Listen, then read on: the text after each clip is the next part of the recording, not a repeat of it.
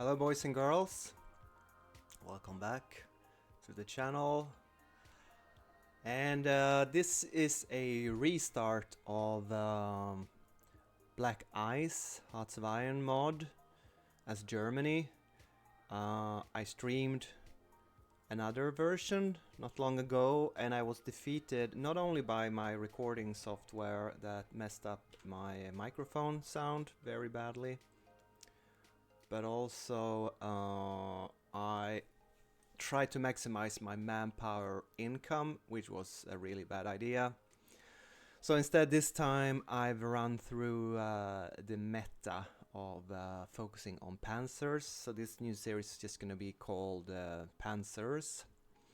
And I played so far off camera from 1936 through the Spanish Civil War up until 1939. And then this first part 1, we're going to go through and summarize what I've been doing up until now, and I'll also show you my preparations for the invasion of Poland, and then we'll end the first introductory chapter, and in part 2 we are going to start the war. Right, so 26th of August. We saved up a bunch of political power that you're going to need, of course, to go up to war economy. And also I am currently upgrading towards limited mobilization. I need 45 PP to go to general mobilization, so my troops are fully mobilized. Yes, I'm going to be a bit basic. If you're new to Black Ice, you can probably pick up a tip or two here, but if you're very experienced, maybe you find this too slow, too micro, too meta, too basic. So after 60 days, hopefully Poland has fallen, but it's gonna take 60 days to get my troops up to full combat preparedness. I would expect and hope that Poland actually starts at standing army so that they're half efficient. I don't know if the Polish event chain decisions focuses has something that increases their preparedness. In any case, so that's why we have saved up a lot of PP. What else did I do with my PP? Well, I apparently didn't invest in Siemens electrical concern, nor did I pick a domestic minister here. I did not appoint Rommel, my armor genius. Instead, I took the admiral that gives naval experience. I think that's probably a bad choice. What else did I invest PP in? Yes, I sent an attaché to Japan. So I suppose I gained a lot of army experience this way. But you invest 60 PP first when you appoint it, that you're not gonna get back. And then the different Chinese states, they ask you to remove the attaché over and over again. And that cost you 5 sometimes if it's a small nation, 15 I had to pay once or twice from the larger nations.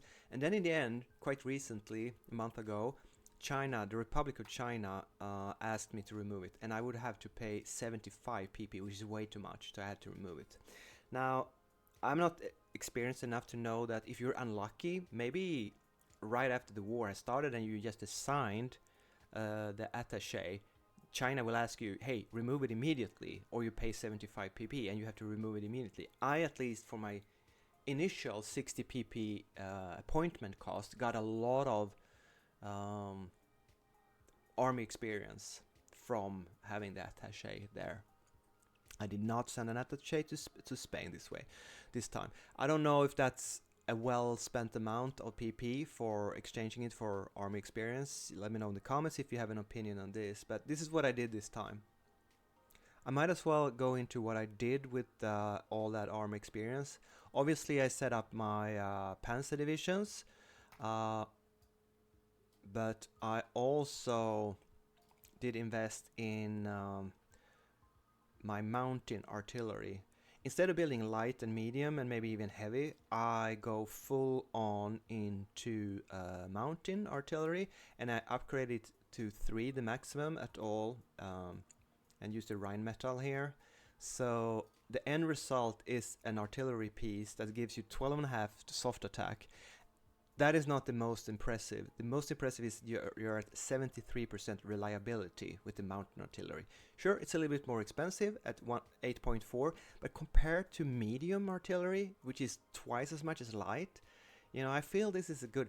How many fewer artillery pieces will I lose during the campaign because of the higher reliability? I think this is the right way to go. So all my Panzers and infantry divisions contain mountain infantry only. So that probably cost me around 200 army XP to invest. Then obviously I assigned, well, I went with 5%, sorry. I went with the army experience gain, 0.5 daily, and the research speed 4%. That's what I invested. I'm gonna go with logistical focus, supply range and supply consumption, but I haven't opened it up yet. All right, so that's what I invested my army experience on. What else? Yes, I made a major investment as well into regular light trucks, transport trucks. Let me show you here. I increased the carrying capacity up to 3. That's around 105 army experience. And what it does is, with the Opal fully developed, it gives me 80 reliability, which is going to be super helpful in Russia. And the speed doesn't go down that much. I'm starting at 10.5 maybe, and I'm only down to 9.6. And my armor divisions, I aim at a speed which is way lower than 9.6. So, and also they can haul, how much, what is the carrying capacity, fuel capacity is 138 instead of 120. So that's a 15% increase. So I get a higher reliability, higher fuel capacity, and the price is about the same. So I have very high, and I'm gonna place these newer high quality trucks into my armored divisions, obviously. So a bit of micromanagement, but that's what I invested my army experience in. I also messed around a bit with my divisions. I made a marine division with the commando battalion, with the mountain artillery. My mountain, I guess I have the motorized light vehicle.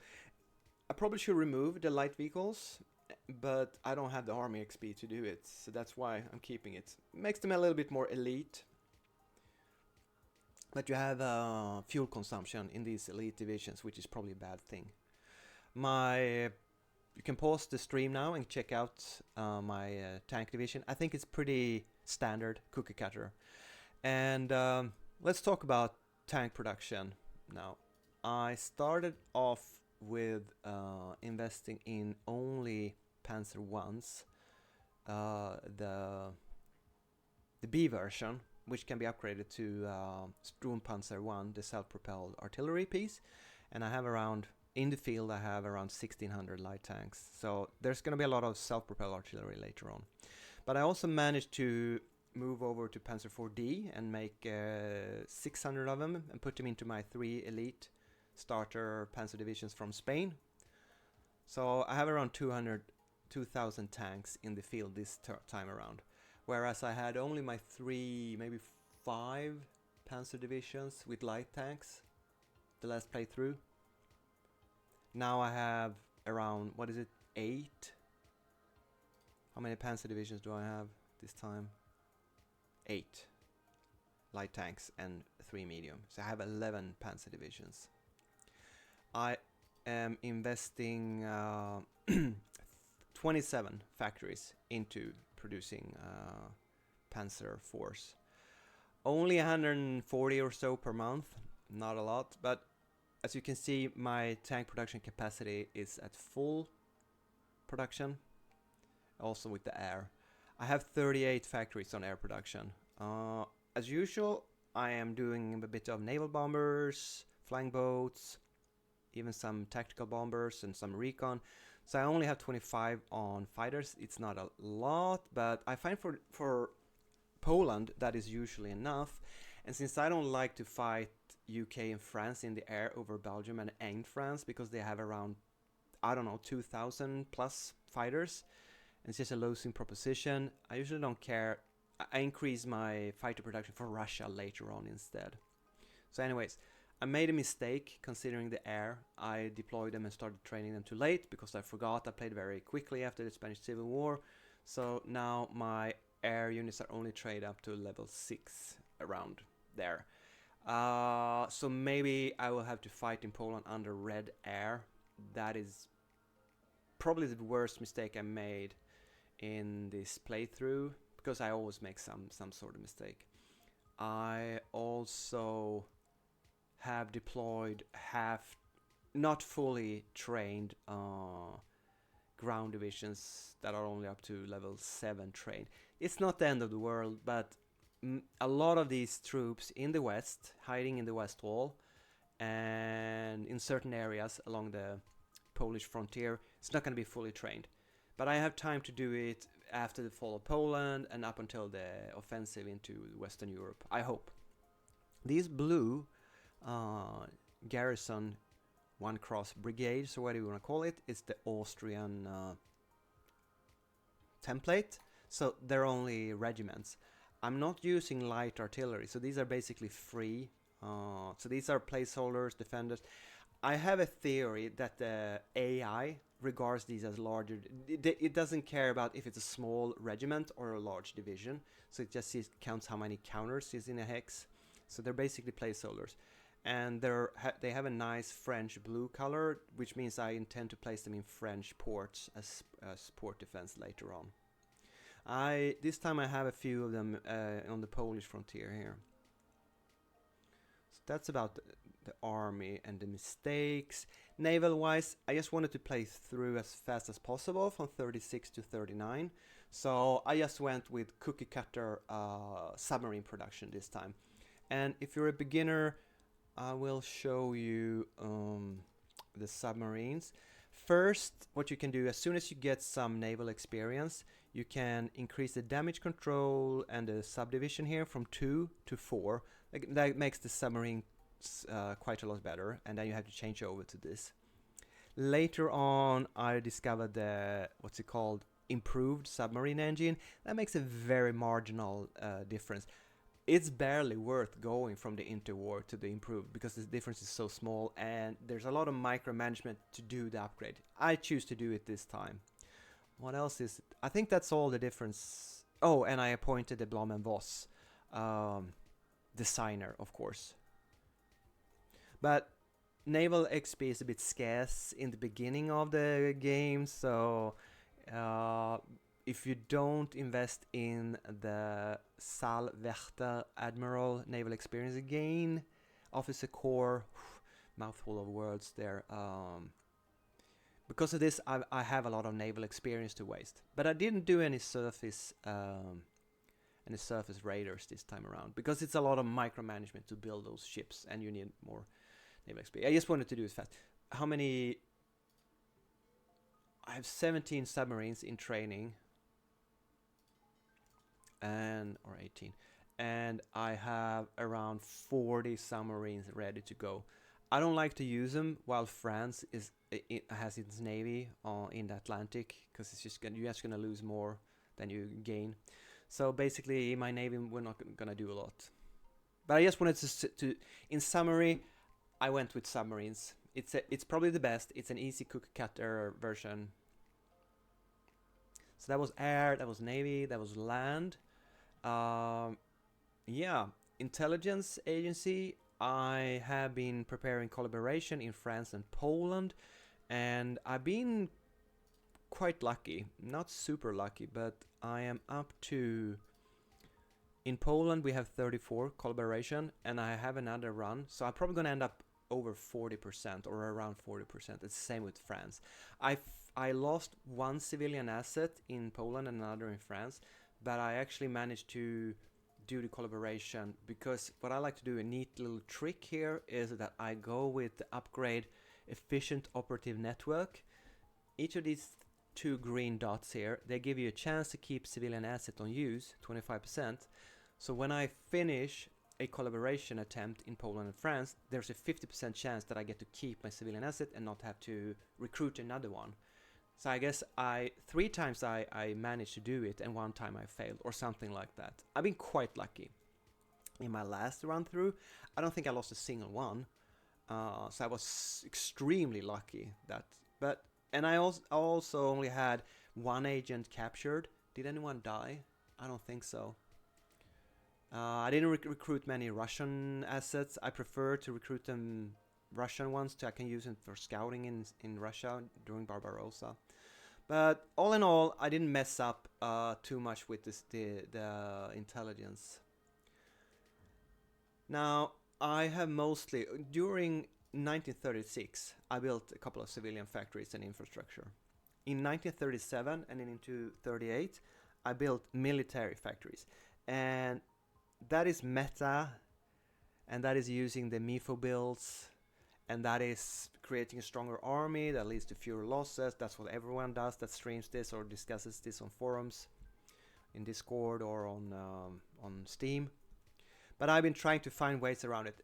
The fact is that this mod is so hard that you basically have to do a power build. You cannot mess around and do too much stuff. Because when you're gonna fight in Poland, if you're too weak, you're gonna suffer more losses. Then during 1938 and now in 39, I guess I've been building some rubber and oil production facilities. My fuel situation is I'm around half storage. I have been trading for whatever oil has been on the market. I have filled my stockpiles of rubber. I have let me see here. Oh, I'm actually up to 8 synthetic refineries and 3 rubber refineries. That is not too shabby at war start in August, to be honest. So I guess I've been quite good with building those buildings. The thing is, though, that I'm not used to creating 27 factories of medium tanks, going heavily into tanks. I've been trying other stuff. And that means you have to trade a lot more. I've been buying a lot of steel from Italy. And I've been buying up whatever iron I can find on the market here. So that means I've had fewer civilian factories available to build up than usual, I think. It takes more resources to build heavier equipment. But since I have 11 Panzer divisions, I'm hoping that's gonna pay off. So let me go through the plan. I don't really have a plan for East Prussia. I'm just gonna defend here. But I have more divisions than I usually have here. Then I have some Panzers up here. Okay, this one's not gonna train anymore, is it?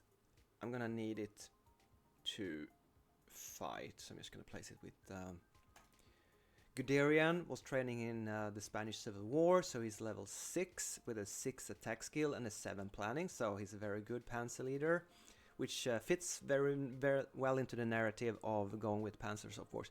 So I have 3 panzer divisions up here, and I plan to go into Gdingen here, the clear terrain, and then try to cut off Danzig and assault it with these. These are the old starter default divisions. You cannot change their template if you play with historical divisions, but they do contain some heavy artillery, which is good when you fight in urban terrain. So I'm going to use these to try to snag Danzig with its 15 victory locations this time. But I'm going to use the Panzers to cut down south of Danzig and try to cut it off. So I hope to have few divisions in here. My other rush is gonna be here. I have a few small SS motorized elite exploit units, but I have 3 panzer divisions here, and with this I plan to encircle Poznan from the north using this clear terrain here. Go down to Gnesen here. Then I only have placeholder regiments to the west of Poznan. I still have 5 infantry divisions in the training queue that I can deploy somewhere where there's an emergency. Because I don't know if the Poles gonna attack these regiments here. They're very weak. Maybe I should place a division here. And of course, my major push is gonna come from the south. I have my 3 elite starter Panzer divisions here, and I plan to send them straight into Poznan and grab the 10 victory locations here. And with that plan, I hope to trap and encircle quite a few divisions around Poznan, but I get the victory locations. That is my plan. I guess I have one more light division here as some sort of strategic reserve. I don't have any plans in Slovakia to do anything but defend, but as you can see, I have mostly 1 or 2 divisions around here, and we have mountain terrain. So, and over in the west, I have untrained divisions, only 1 in each province and 1 regiment. So I'm very weak in the west, but usually I don't see the AI. I guess I am exploiting the AI behavior after experiencing it.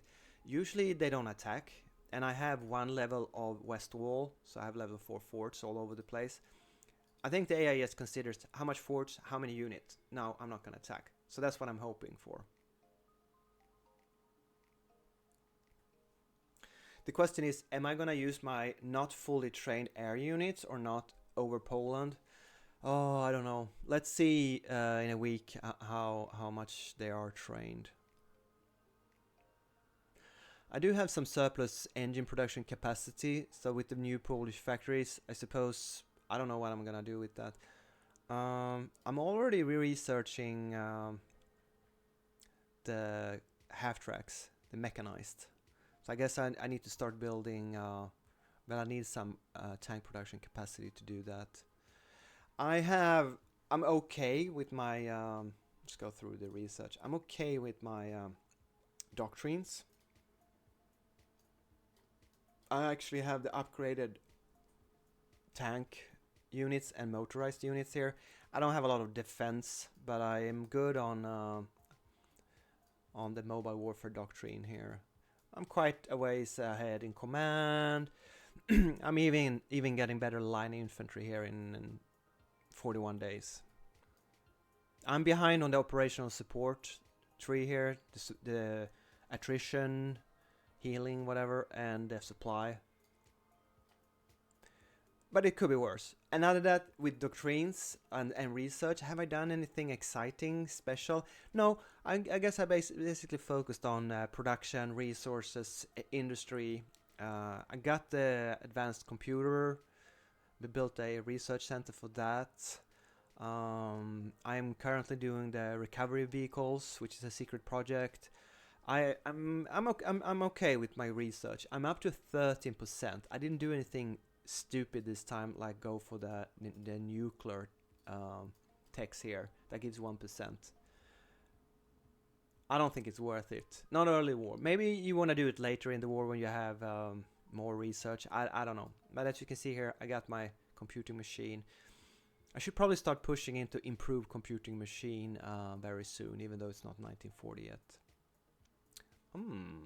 Tank radius. Gotta remember that. Yeah. Well, obviously there's a lot, but I would say this build is about, it's pretty similar to what most people are gonna do that is going to stream Black Ice. I made a mistake with the air units and my infant ground units. Oh yeah, production wise, I should have built more uniforms and more rifles, because I could have had a little bit more infantry on the map than I have now. I guess I overproduced heavy trucks, which is going to be very nice in Russia, but that is in 2 years. So why the hell did I do that? Well, I consider that these trucks are not going to be better, right? So I might as well do that.